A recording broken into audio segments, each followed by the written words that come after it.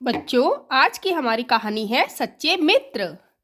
किसी घने जंगल में एक तालाब था। तालाब में एक कछुआ रहता था। तालाब के किनारे पेड़ पर एक कौवा रहता था। उसी पेड़ के नीचे एक चूहे का बिल था। पास ही झाड़ी में एक हिरन रहता था। चारों पक्के मित्र थे। हर शाम को वे तालाब के किनारे मिलते थे, आपस में बातें करते थे और खूब खेलते थे।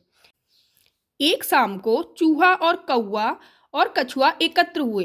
तीनों मित्र हिरन का इंतजार करते रहे। बहुत देर हो गई लेकिन हिरन नहीं आया।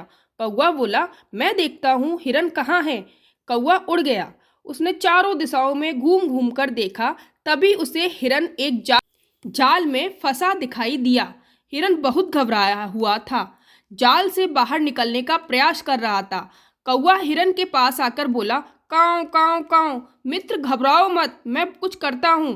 कौवा उड़कर मित्रों के पास गया, उन्हें सारी बात बताई। सबने मिलकर एक उपाय सोचा।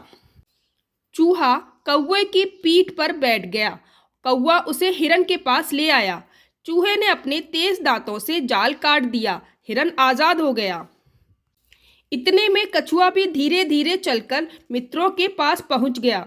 तभी शिकारी वहां आ पहुंचा।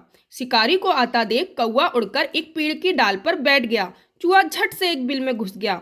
हिरन पास की झाड़ियों में छुप गया। कछुआ जल्दी भाग ना सका। शिकारी ने उसे पकड़कर एक थैले में डाल लिया। तीनों मित्र यह देखकर सोचने लगे कि मित्र कछुए को कैसे बचाया जाए। अचानक हिरन झाड़ी से निकलकर शिकारी के सामने आ गया। हिरन को देख शिकारी उसके पीछे भागा। शिकारी का थैला वहीं छूट गया। चूहे और कौवे ने मौका पाकर कछुए को थैले से बाहर निकाल लिया। हिरन इतना तेज भागा कि शिकारी उसे पकड़ ना पाया। वह थककर वापस आ गया। आकर देखा तो थैले में कछुआ भी नहीं था। शिकारी को ना हिरन मिला न कछुआ। चारों मित्र खुशी खुशी तालाब के पास पहुंच गए। सबने एक दूसरे को धन्यवाद दिया।